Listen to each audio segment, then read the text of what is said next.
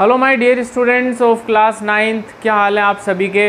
अब आप 9th class में आ चुके हो प्यारे बच्चों, और 9th क्लास कैरियर की बहुत इम्पोर्टेंट क्लास होती है बेटा।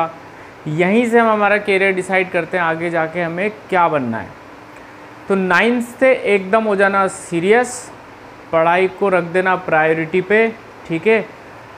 अच्छा, अब साइंस में थोड़ा सा जैसे अपन 8th क्लास तक की बात करें तो अब 9th से क्या होता है बेटा, एकदम से चीज़ें थोड़ी सी बदल जाती हैं। फिज़िक्स पूरी अलग हो जाएगी, केमिस्ट्री पूरी अलग हो जाएगी, बायोलॉजी पूरी अलग हो जाएगी। तो यहाँ से अपन को बहुत अच्छी गाइडेंस की ज़रूरत पड़ती है ताकि अपना जो फाउंडेशन है वो अच्छा रहे, और फाउंडेशन अच्छा रहेगा तो फिर जाहिर सी बात है हम आगे नीट हो या जेई हो या और किसी भी कॉम्पिटिटिव एग्ज़ाम की तैयारी करेंगे तो उसमें हमारा अच्छा परफॉर्मेंस रहेगा।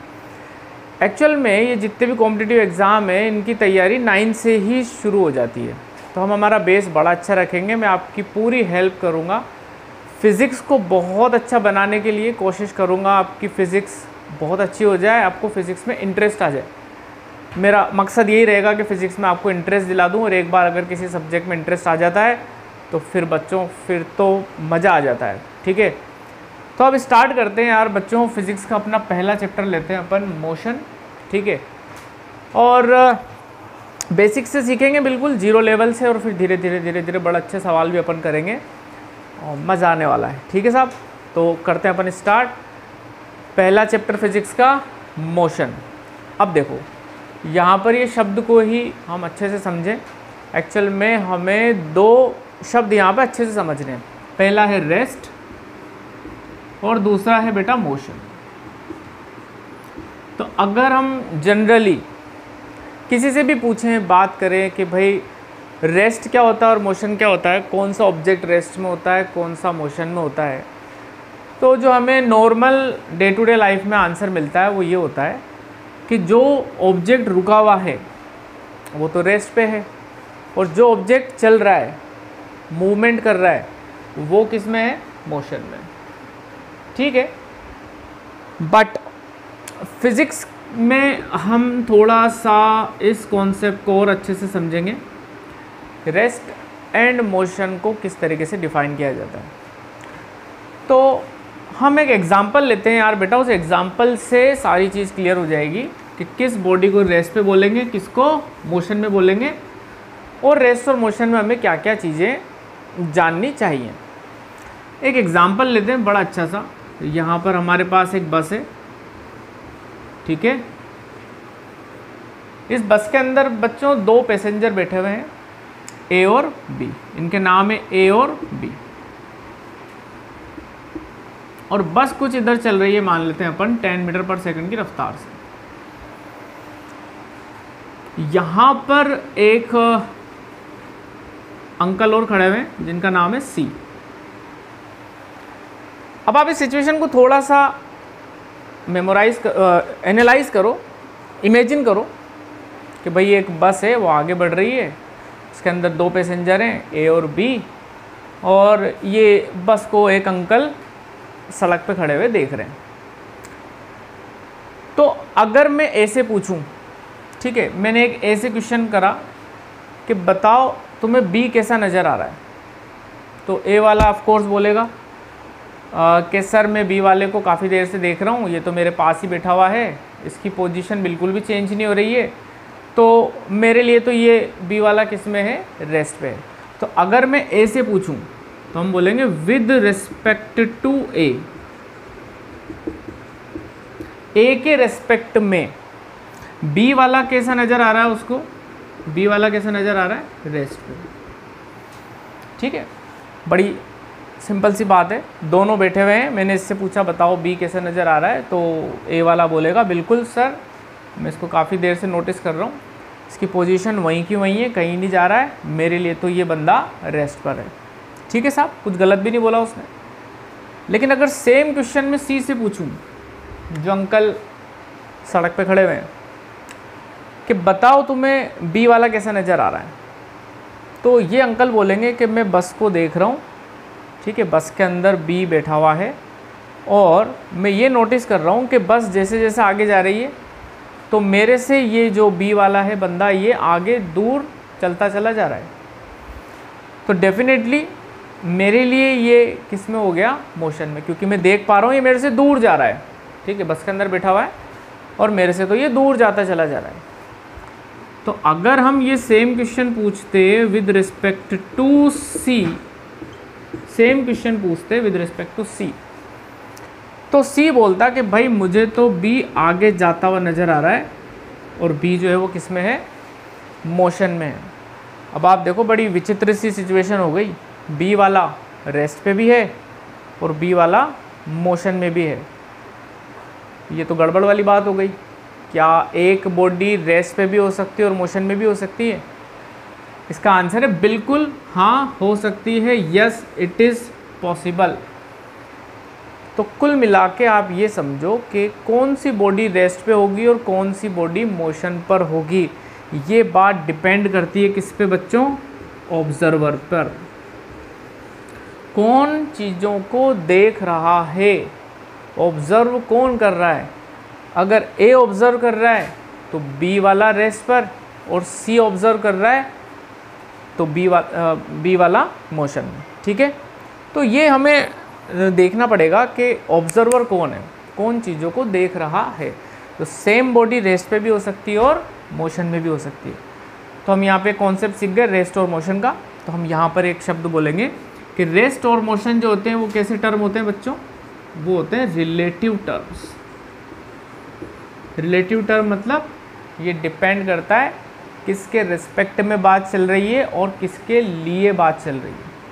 तो सेम बॉडी रेस्ट में भी हो सकती है और मोशन में भी हो सकती है। इस पूरे यूनिवर्स में कोई भी बॉडी एब्सोल्यूट रेस्ट या मोशन में नहीं है बच्चों। कोई एक बॉडी किसी के लिए रेस्ट पे हो सकती है तो दूसरे के लिए किस में हो सकती है, मोशन में हो सकती है। तो ये बेसिकली ऑब्जेक्ट और ऑब्जर्वर ये दोनों की प्रॉपर्टी होती है, ये सिंगल की प्रॉपर्टी नहीं है। तो उम्मीद करता हूँ आपको ये तो समझ में आ गया होगा कि कौन रेस्ट पर होगा और कौन मोशन पे होगा। ये किस पर डिपेंड करता है बच्चों, ऑब्जर्वर पर डिपेंड करता है। ठीक है, तो ये हमारा फिजिक्स का पहला कॉन्सेप्ट हमने डील किया। ठीक है साहब, अब दूसरा कॉन्सेप्ट लेते हैं जिसमें हम बात करेंगे, फिर से हम दो यहाँ पर वर्ड ले रहे हैं, डिस्टेंस ट्रेवल्ड और है बेटा एक डिस्प्लेसमेंट नाम का एक शब्द। अभी इन दो को अपन ढंग से समझते हैं। ठीक है, फिर इस पर अपन करेंगे क्वेश्चंस, न्यूमेरिकल करेंगे अच्छे। पहले इनको अच्छे समझ लेते हैं कि ये दोनों टर्म किसको रिप्रेजेंट करती है। ठीक है साहब, तो मान लेते हैं यार बेटा ये एक पॉइंट है और यहाँ पर एक ऑब्जेक्ट है ए। ठीक है, अभी वो यहाँ से चलना चालू करता है और ऐसे घूमते घामते वो कहाँ पहुँच जाता है, बी पे। तो स्टार्ट यहाँ से करता है वो और एंड यहाँ पर करता है और इस रास्ते पे चलता है। ठीक है, यहाँ से स्टार्ट किया और यहाँ पहुँच गया, इस रास्ते को फॉलो करता हुआ ऐसे चलते हुए यहाँ तक पहुँच गया।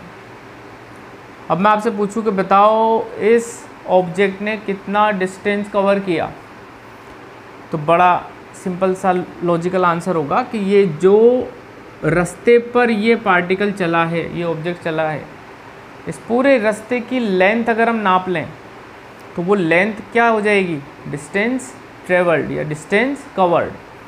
तो यहाँ से यहाँ तक की पूरी लंबाई अगर अपन नाप लें बेटा किसी इंच टेप से या किसी मेजरिंग डिवाइस से, तो हम बोल पाएंगे कि ये जो डिस्टेंस ट्रेवल्ड है ये है 10 मीटर या 20 मीटर या 50 मीटर जो भी होगा।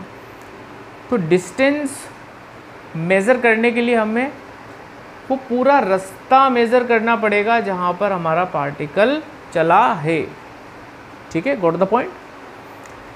लेकिन अगर आपसे पूछ लिया जाए कि बताओ इस पार्टिकल का डिस्प्लेसमेंट कितना होगा, तो बेटा ये नई टर्म आई है अपने पास। ठीक है, डिस्प्लेसमेंट क्या होता है, तो आप समझो कि पार्टिकल ने जहाँ से स्टार्ट किया तो वो वाला पॉइंट और पार्टिकल ने जहाँ पर उसकी यात्रा ख़त्म करी, जहाँ पर जर्नी एंड करी, वो वाला पॉइंट। आपको 2 पॉइंट देखने हैं बस, स्टार्ट वाला और एंड वाला। अगर इन दोनों पॉइंट्स को मैं एक स्ट्रेट लाइन से कनेक्ट कर दूं, ये तो ये जो स्ट्रेट लाइन वाली लेंथ आएगी ना बेटा, इसी को हमने क्या नाम रख दिया, इसी का हमने नाम रख दिया डिस्प्लेसमेंट ऑफ द पार्टिकल। तो डिस्प्लेसमेंट में हमें ये नहीं देखना कि पार्टिकल कैसे चला, ठीक है, हमें डिस्प्लेसमेंट में बस ये देखना है कि पार्टिकल ने कहाँ से स्टार्ट की अपनी जर्नी और कहाँ पे ख़त्म करी।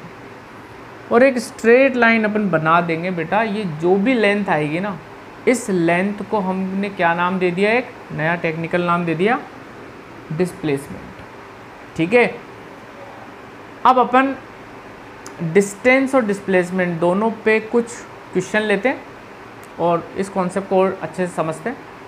डिस्प्लेसमेंट के लिए सिर्फ 2 पॉइंट देखने, ध्यान रखना, फिर से सुनना, स्टार्टिंग वाला और एंडिंग वाला, और उसको जोड़ देना है किससे, एक स्ट्रेट लाइन से। ठीक है, अब अपन करते हैं क्वेश्चन और ये दोनों चीज़ें निकालते हैं अपन, देखते हैं साहब क्या होने वाला है। तो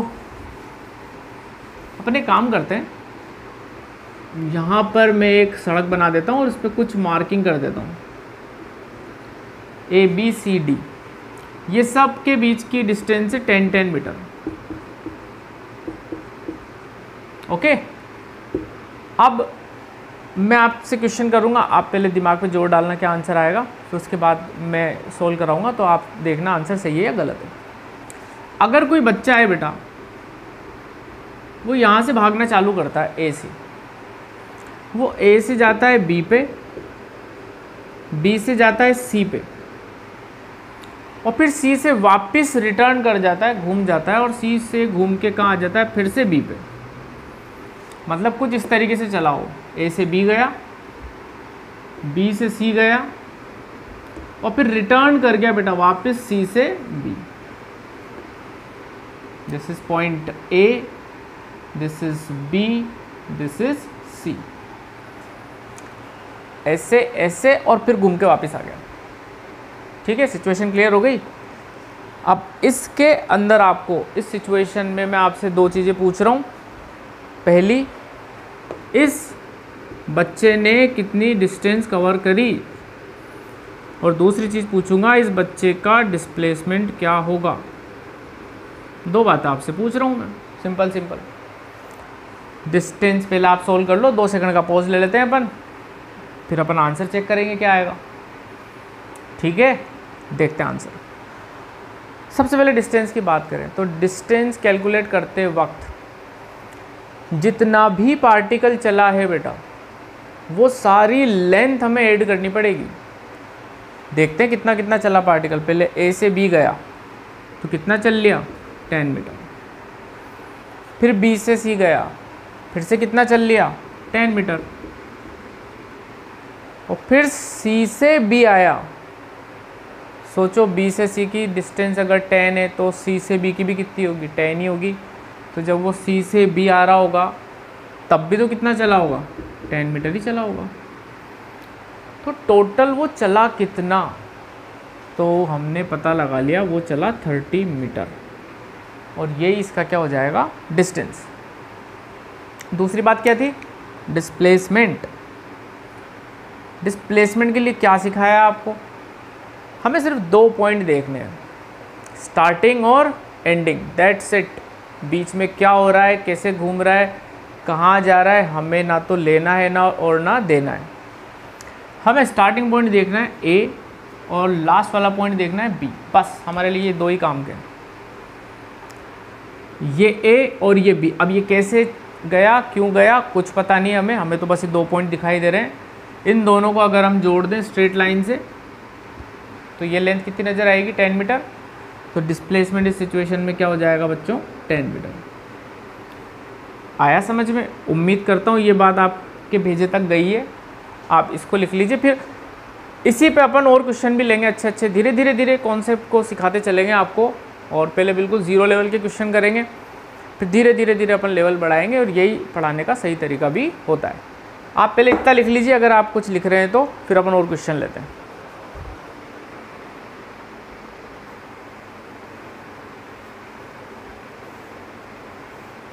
ओके बच्चों, अब थोड़ा सा और देखते हैं क्या हो सकता है आगे। सेम क्वेश्चन में अगर मैं आपसे पूछता यार बेटा कि बताओ पार्टिकल तो बी से वापस किधर घूम के आ गया, ए पे आ गया, ठीक है। इसी को थोड़ा एक्सटेंड कर दिया अपन ने क्वेश्चन को, ऐसे चला ऐसे चला ऐसे चला, वापस ऐसे आ गया, ठीक है। समझ में ही बात। अब डिस्टेंस कितना होगा, तो डिस्टेंस में तो हमेशा वो जितना चल रहा है वो सारी लेंथ को ऐड ही करना पड़ेगा, और कोई इलाज नहीं है इस चीज़ का। तो यहाँ तक तो अपना ही गया था। बी से ए फिर से कितना जोड़ दूंगा मैं, 10 मीटर, तो ये तो हमारा आंसर आ जाएगा 40 मीटर। अब फिर से बात डिस्प्लेसमेंट कितना होगा, तो बेटा क्या बता दिया तुम्हें आज मैंने बताया, एक तो स्टार्टिंग पॉइंट और एक एंडिंग पॉइंट। इतनी सी तो बात बताइए, ये स्टार्टिंग पॉइंट और ये एंडिंग पॉइंट है भाई साहब। स्टार्टिंग पॉइंट और एंडिंग पॉइंट तो क्या है, सेम है। यहाँ से चला था, घूम फिर के वापस वहीं पर आ गया। तो अगर स्टार्टिंग और एंडिंग पॉइंट ही सेम हो गया तो उनके बीच का गैप कितना हुआ, 0। तो बस हमारा आंसर क्या होगा, 0 मीटर। Got the point. अब रूल बना लो एक, कि अगर पार्टिकल चल रहा है, घूम रहा है, फिर रहा है, नाच रहा है, और अगर वो चलते चलते वापस वहीं पर आ गया जहाँ से उसने उसकी यात्रा शुरू करी थी, जहाँ से उसने जर्नी शुरू करी थी, तो आपको बिल्कुल आंसर देना है क्या, कि डिस्प्लेसमेंट होगा 0 मीटर। That's it. अगर घूम फिर के पार्टिकल ऐसे चल रहा है, यहाँ से वो कहीं भी जा रहा है, हमें पता नहीं घूम फिर के, लेकिन जब वो वापस वहीं पे आ जाएगा तो हम 100% श्योरिटी से एक बात बोल देंगे कि पार्टिकल का डिस्प्लेसमेंट कितना हो गया, 0। ठीक है भाई। अब ये तो हो गया बिल्कुल सिंपल सी क्वेश्चन। थोड़ा सा अब अपन थोड़ा सा क्वेश्चन का लेवल अपन बढ़ाते हैं। मैं ये चाहूँगा कि पहले आप कोशिश करोगे सवाल पे, अब जो मैं दे रहा हूँ, ठीक है साहब।